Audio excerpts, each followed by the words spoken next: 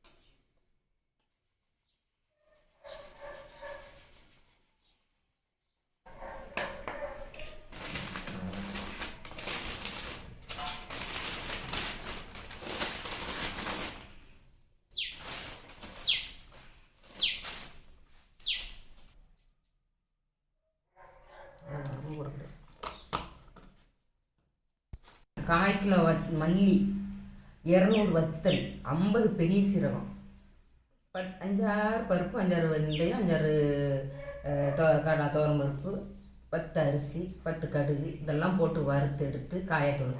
காயங்காவும் கூட வறுக்க உங்களுக்கு கிடைக்காது, அது கிடைக்கணும் பிரச்சனை இல்லை. அது குழம்பு வச்சு லேசாக வெஞ்சு காய்ச்சி தூக்கி விட்டுறலாம். இப்படி போட்டு திரித்து மிக்ஸில் அடித்து வறுத்து மிக்ஸில் அடித்து இப்படி திரித்து போட்டு ஒரு டப்பாவில் பொடிச்சு கிளம்பும். 6 மாதம் கரைச்சலே கிடையாது. நம்ம மட்டன் சிக்கன் மசாலாவுக்கான அந்த மசாலா இது போடலாம், என்னது கறி மசாலா பட்டை தாளிப்பிச்சில் அதை போட்டு தாளிச்சிட வேண்டியதான். தாளிச்சிட்டு குழம்பு வச்சிடணும், அவ்வளோதான். கடுகு போட்டு நம்ம தாளிக்கும் போது அந்த பட்டையும் போட்டு கறி மசாலா பாக்கெட் ஒன்று வாங்கி வச்சுக்கணும். அதை போட்டு தாளிச்சிட்டோம்னா அந்த மனம் வந்துடும். இஞ்சி பூண்டு பேஸ்ட்டு உங்கள் தேவைக்கு அரைச்சிக்கலாம். தேங்காவோடு அரைச்சி போடணும், தனியாக கூட அரைச்சி வைக்கணும்னு தேவை.